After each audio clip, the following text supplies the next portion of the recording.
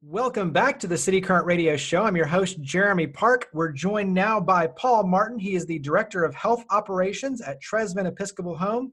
How are you doing, Paul? I'm doing well. How are you, Jeremy? Doing well. So we get to dive in and talk about all the good work you're doing and obviously the effects that COVID-19 has had as well and how you're making sure that health and safety remain top priority. So dive in, though, for listeners who don't understand a little bit of just the history and the basics for Trezevant Episcopal Home. Give us a little background on Trezevant. So Trezevant is what's called a continuing care retirement community. So we have independent living, assisted living, memory care, and skilled nursing all on a 14-acre campus here in the heart of Memphis. We were established in 1976, so we've been around for over 40 years. And have just recently bought land to hopefully expand in their near future. Nice. Give us, when you talk about that diversity of programming, walk us through kind of what a typical day looks like with some of the different components. And let's start there. So what is, if there is such a thing, a typical day and a normal basis? So that really depends upon what level of care that you're in. So if you're in independent living, it really varies. So you can do water aerobics, there's movies, there's fine dining if you want to do that. There's all kinds of bridge games that are going on. So just any number of things that you think about when you're talking about independent in a senior housing. And then we carry that theme over into the healthcare side. So also in the assisted living, you're going to be having exercise classes. We're going to be having movies. We do outings. We take groups to the grocery store. In addition to doing some wellness clinics. And then in the nursing home side, also do a lot of the same kinds of things, but usually the exercises are more chair exercises. They're not as intense and focused just because of the limitations that people have. And a lot of them are getting more in the lines of either physical or occupational therapy as opposed to what you would consider your usual exercise programs. What does that look like when you look at the diversity of programming in terms of staff on your end? Because obviously being a campus wide, you've got to have a lot of different skill sets. So walk us through what that looks like in terms of expertise with your team. So my team is an incredible team. My director of nursing for the nursing home is not only an RN, but she's also a BSN, which is very unusual in a nursing home. All of my RN supervisors are also BSNs. We have an RN also on the floor 24/7.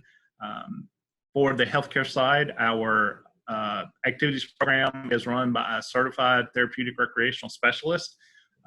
We're BSW for our social workers. The administrator of the assisted living also has her nursing home license, so that puts her at a level above. And our director of nursing in the assisted living is also an RN, which is also higher than what's required by the state. So we've really upped our game in order to provide the highest level of credentialing and care for the residents that we serve. Give us one thing that you wish everyone knew about Trezevant that might be either a secret thing or just something that you think everyone should know this and you might not know it. What is it? The biggest secret about Trezevant is that regardless of what level of care that you're in, we make sure that you've got the best quality of life, and we carry that theme regardless of what level of care you're in. And so the settings, the amenities, just because you're in one level of care doesn't mean that you can't move back and forth and experience and participate in everything that's going on campus. What has COVID-19 brought on your end in terms of the changes and protocol? Give us an example of some of the things that have obviously, been different on your end. Probably the biggest difference for us is we've had to restrict visitation on campus. And so a lot of our family members are really involved, and it has been hard both for them, but also for the residents and even the staff, because we have developed such good relationships with our families. And so not being able to see them come in and see, mama's face light up when they see their grandkids and things like that. So to me, that probably has been the biggest impact, because not only is it affecting the staff and the residents, but it's also affecting them emotionally as well. So yeah, how when you look at that as an example, that's a really hard one, because the uncertainty around when will things get back to a norm? What is that norm going to look like? And you look at the face masks and all of those. what are some of the things that you're looking at as just opportunities to still engage, whether it's through things like technology with Zoom, for instance? What are some things that you're having to kind of pivot or at least look as opportunities for the future to be able to still maintain that sort of connection? So we are doing a lot of technology. So Zoom, we're doing a lot of FaceTime. We're also, if one spouse is living in the independent living, the other spouse lives in the nursing home, they still can't visit. And so what we've done is we do have a glass door. And so we're letting them visit, one on one side of the glass door and the other on the other side, which still keeps that barrier and that separation that we're required to, but they still can have those face-to-face interactions. And then we've also done a series of what we call drive-by parades, where we'll bring the residents out to the sidewalk and have them sit and let the families come by. And that seems to be popular. So we've got another one scheduled for right after Memorial Day. Talk about different safety protocols, sanitization, some of those things for you and your team to kind of continue that forward of maintaining both the health and safety of those who are there with you, but also for your team as the healthcare physicians and specialists.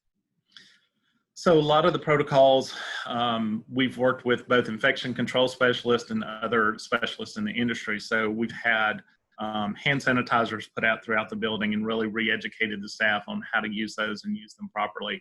A lot of hand washing, a lot of screenings as far as when the employee comes in, they have to be screened not only for temperature, they have to show that they've got their face mask. And then we go through a series of questions.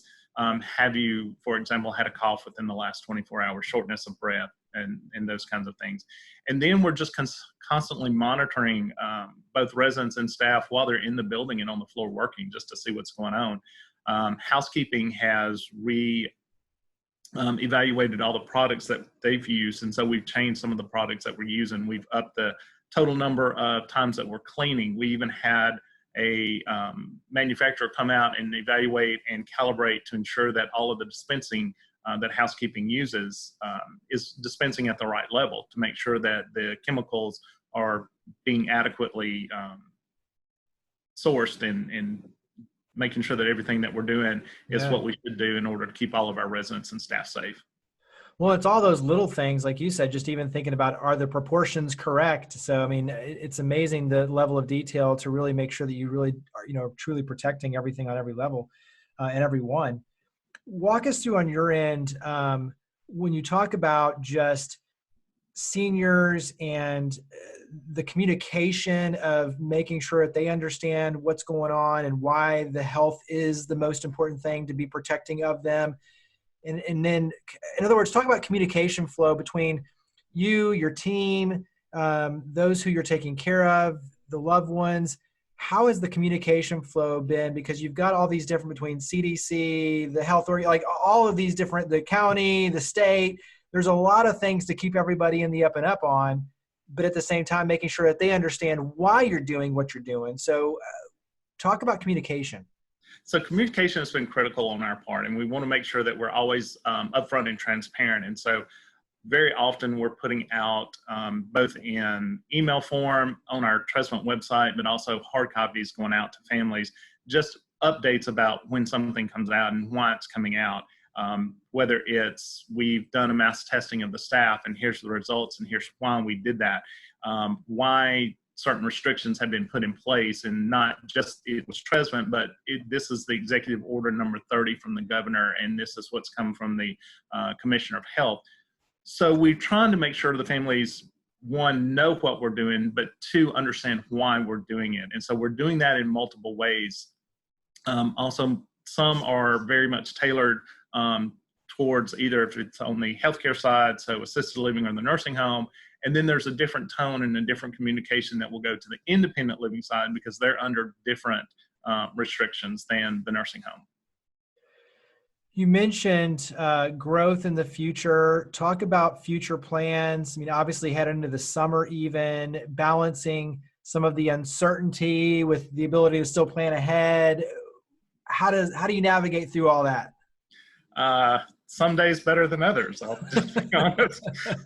So it's really looking at right now what impact this pandemic is going to have on the senior market, and what really are we going to be looking at not just next year, but what does this foretell for 5 and 10 years down the road? And how then do we need to look at construction so that if something like this does happen again, how can we segment? How can we block off? How can we protect not only independent living, but how do we then make sure that we're being good stewards and good neighbors for the community that we do live in? So what does that senior housing look like is probably one of the biggest things that we're now looking at for what's going to be the new product that we put for our independent living.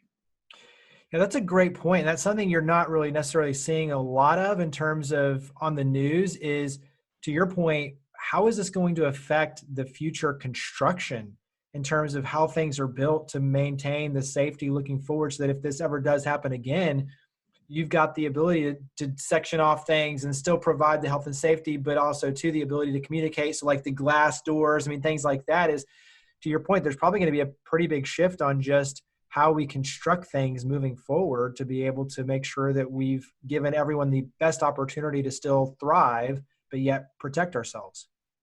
Absolutely. And I think you're going to also see a lot of both assisted living and long-term care facilities look at how do we renovate? What do we do in response so that we can, with existing buildings, how do we better segment? How do we better look at things like air conditioning and ventilation? And because we know that's one of the ways that unfortunately this virus is being transmitted is through the air duct systems. And so what does that entail for renovation cost? Yeah.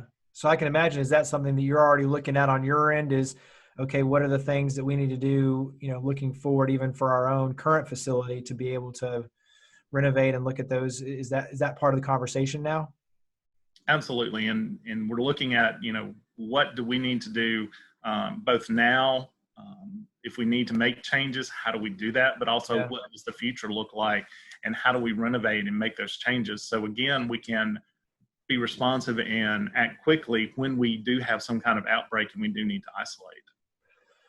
What are just some tips, best practices? I think everyone right now is still struggling because obviously we've been in this kind of quarantine mentality now for quite a while, but yet social isolation, especially among seniors, and trying to find ways to still check in, maintain connections, relationships.